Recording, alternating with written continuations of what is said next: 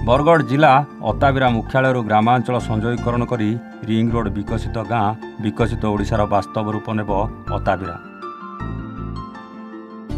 झाऊ जोरर उभय पार्श्व सौंदर्यकरण होई प्रत्यय हब आलती एपरी एक दृढ़ पदक्षेप नहीं अताबिरा विधायक निहार रंजन महानंद। एथिपाई सरिछि चूड़ांत सर्वे कार्य।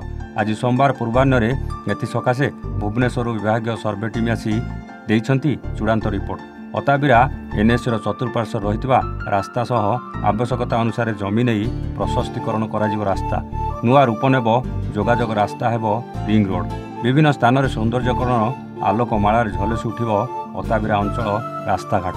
धान चाष अताबिरा राज्यर भात हाणी भाव परिचय पाइथिबा बेले समग्र विश्व में प्रसिद्ध लाभ करथिबा हीराकुद डैम पई 0 पॉइंट पर्यटन स्थली बदलाइब अताबिरा मानचित्र। हीराकुद डैम पई एबे लोके जानी पारिबे अताबिरा को। हीराकुद डैम रो पाददेश जेहेतु अताबिरा निर्वाचन मंडली अंतर्गत अंचल रही सेतिपई डैम को अताबिरा सीधासलख संजयीकरण कराजिबो। अताबिरार गोड़भंगारू स्वतंत्र भाव रास्ता प्रशस्तीकरण कराई आलोकमालार सुसज्जित करने यह योजना लक्ष्य रखा।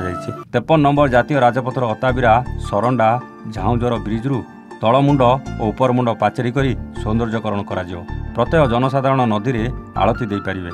झाऊजोर अताबिरा कड़े उपरकू परमानपुर और तलकू बाबेबिरा जाए आलोकीकरण सह रास्ता निर्माण योजना अणाई।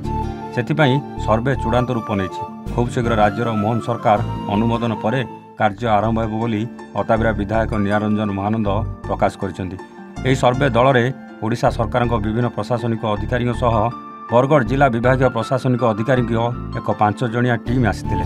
एथिरे अताबिरा विधायक निहार रंजन महानंद समेत अताबिरा बीजेपी नगर सभापति सतीश चौधरी, पूर्वतन नगर सभापति तथा सांसद प्रतिनिधि सुरेंद्र स्वाई, चाषी नेता वीरेंद्र कर, सरंडा शिव मंदिर परिचालना कमिटी सभापति सचिदानंद मिश्र, चकुलीर गोपा कान्हू प्रधान, खबरदाता युधिष्ठिर महापात्र प्रमुख सह बहु ग्रामवासी उपस्थित थिले। बरगढ़ विजय कुमार मिश्र रिपोर्ट, ओडिशा।